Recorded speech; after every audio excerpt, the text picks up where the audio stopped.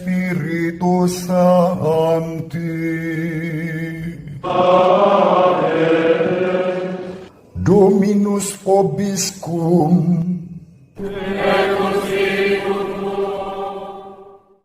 Sahabat peradaban kasih ekologis yang terkasih dalam Kristus, selamat berjumpa dalam Renungan Harian bersama saya melalui channel ini. Selamat berhari Minggu, hari Tuhan yang penuh berkat bagi kita semua. Salam damai sejahtera untuk panjenengan semua.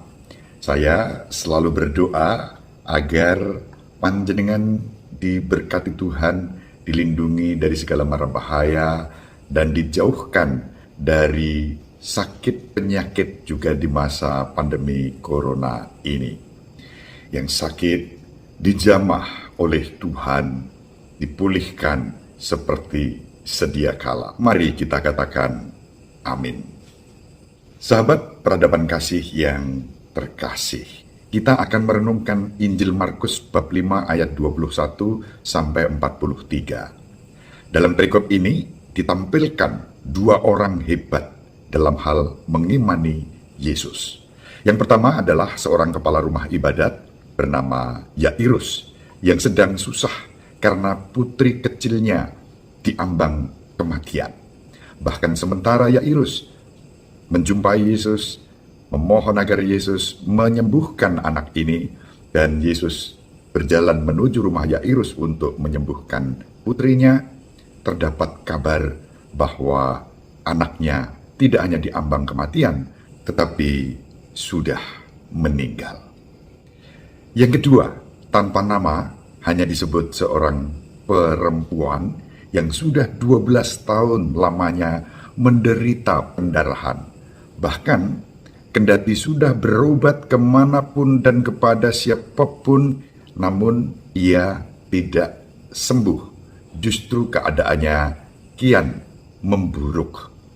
Itu dua kisah yang diwartakan kepada kita dalam Injil hari ini. Sahabat peradaban kasih ekologis yang terkasih, ada kemiripan dalam dua kisah itu, baik Yairus maupun perempuan yang sakit itu sama-sama mengalami kesusahan yang intensitasnya kian buruk dan parah. Putri Yairus yang hampir mati itu pada akhirnya mati, meninggal dunia. Sedangkan perempuan itu, kendati upaya yang dilakukannya untuk memperoleh kesembuhan dari sakitnya, namun penyakitnya kian buruk. Syukurlah, dengan caranya masing-masing, Yairus dan perempuan itu mengandalkan Yesus. Mereka percaya bahwa dalam kesulitan hidupnya, Yesuslah jalan keluarnya. Mereka mencari Yesus. Yairus tersungkur di kaki Yesus dan mengutarakan kesulitannya. Perempuan itu yang menderita penyakit pendarahan juga tersungkur di kaki Yesus dan menjamah jubah Yesus. Perempuan itu percaya dalam hatinya dan berkata, "Asalku jamah saja jubahnya, aku akan sembuh." Sahabat peradaban kasih ekologis yang terkasih, saat mereka menjadikan Yesus sebagai jalan keluar bagi hidup mereka, mereka terbebaskan dari kesulitan yang mereka hadapi.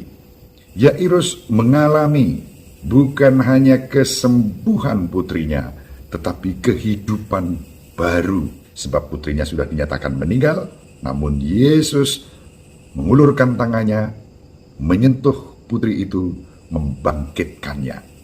Sedangkan perempuan itu pun hanya dengan menjamah jubah Yesus, penyakit yang diderita selama 12 tahun dan kian memburuk itu sembuh seketika. Inilah kisah dan kabar gembira yang diwartakan kepada kita di tengah penderitaan dunia saat ini, ketika kita semua sedang dalam keadaan susah karena pandemi corona yang melanda kita, termasuk bangsa kita yang hari-hari ini tampaknya semakin banyak menanggung penderitaan ini karena jumlah korban yang terpapar virus ini bertambah. Dalam situasi ini, kita bisa belajar baik dari Yairus maupun dari perempuan yang menderita sakit pendarahan tersebut untuk dengan rendah hati mengandalkan Yesus. Bahkan seberat apapun persoalan kita, saat kita mau rendah hati mengandalkan Yesus, Yesus memberi solusi terbaik di luar dugaan kita. Kepada Yairus, Yesus berkata, "Jangan takut, percaya saja." Kepada perempuan yang menderita sakit pendarahan dan menjamah jubahnya, dan dia sembuh seketika, Yesus berkata, "Hai anakku, imanmu telah menyelamatkan engkau. Pergilah dengan selamat dan sembuhlah dari penyakitmu." Sahabat peradaban kasih ekologis yang terkasih, apa makna dua kisah itu bagi kita? Pertama, kita diajak untuk memiliki iman dan percaya kepada Kristus apapun persoalan kita. Mungkin orang menganggap sia-sialah kita percaya kepada Yesus sesuai iman kita, khususnya sebagai orang Katolik. Masihkah kita tetap teguh dalam iman, harapan, dan kasih kepada Kristus kendati berbagai tantangan dan kesulitan melanda hidup kita? Kedua, kepada putri Yairus yang sudah dinyatakan meninggal, Yesus memegang tangan anak itu. Dengan lembut, Yesus mengulurkan tangannya untuk menyentuh putri Yairus dan menghidupkannya kembali. Biarkanlah saat ini Yesus mengulurkan tangannya dan menyentuh kita untuk menyembuhkan kita, memulihkan kita, menghidupkan kembali semangat kita untuk berkembang bersamanya. Ketiga, perhatian dan sentuhan Yesus tidak abstrak. Yesus menyentuh dan memperhatikan kita melalui siapa saja yang menyapa dan mengasihi kita, yang peduli kepada kita. Termasuk renungan harian ini pun bisa menjadi uluran tangan Tuhan yang menyapa panjenengan dengan segala persoalan yang ada. Persoalannya adalah, apakah kita mau seperti Yairus atau seperti perempuan itu datang dan menjumpai Yesus, menyambut dan menerima dia dengan iman dan kepercayaan kita? Apakah kita terbuka menerima kehadirannya, entah melalui siapa saja yang mengasihi, yang memperhatikan kita?